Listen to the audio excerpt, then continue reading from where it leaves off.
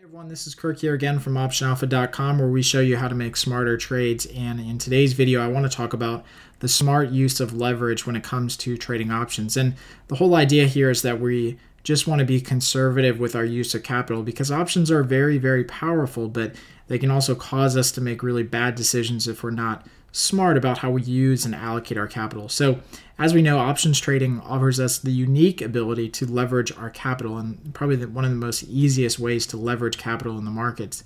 And rather than buying, let's say, 100 shares of a stock for $50, which would cost $5,000 up front, we could buy a simple option for $500 and control or gain access or leverage to 100 shares of that same stock. So we use $500 versus $5,000. Just to kind of drive home the point here, this is a look at Citigroup.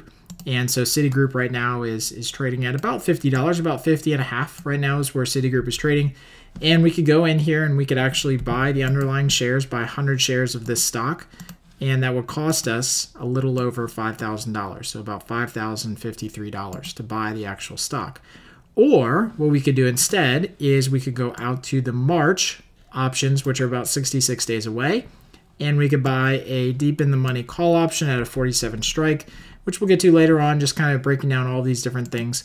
But we could buy that option for about $510. So you can see that we use a lot less capital and we still have about the same type of profit potential in this trade. Not to say that this is any better or worse of a trade that we like to make, because we don't do single long options, but it just proves the point of how you can use and leverage options in your account, and again, how you can control a lot more shares of stock with less money.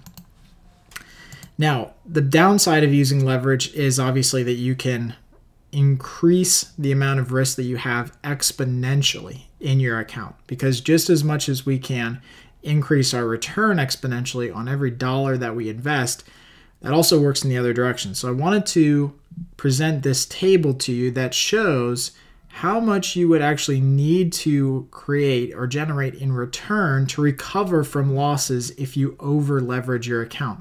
And what we suggest here at Option Alpha is a sliding scale approach to allocation between 1% and 5% of your account per trade. And again, that is going to be different based on your account size. So you can go ahead and look at all of the trading guides and allocation guides that we have inside the membership area. But this just gives you a frame of reference as to how over allocating on any single trade or any single set of trades can really be detrimental to your account. So as you can see here, we start with a $10,000 balance. If you were to lose 25% of your account, which leaves you with about $7,500, which is not, and honestly, not something that is not uncommon. We see this a lot with new traders who start, is that they come to us and they say, hey, I had $10,000, I lost, about $2,500, because look, you can get into a couple trades that are, a couple $100 and lose your shirt on those. And it's very easy to lose $2,500 in this business trading the wrong way. But what's important here is that you don't just make $25 to get back to par. Now you're starting with $7,500. So in order to get back to that $10,000 account balance that you started with, just to recover from where you were, you actually need to generate 33% on your new balance. Okay, so as soon as you lose 25%, you actually have to generate 33% on your new balance to get back to square one. This is also why I hate other newsletters that are out there that have a 25% losing month, and then they come around and they say they have a 30% winning month, and now they're up 5% on the year, right? And they do this kind of calculation, but it's not a simple addition. You don't just lose 25%, make 25%, you're back to square one. It just doesn't work like that, and a lot of people out there are obviously presenting false information. The same thing works as we kind of work down this list. You see $10,000. If you lose half of your account, you got to make it up by almost 100%. So you got to have 100% return on your investment to just get back to par.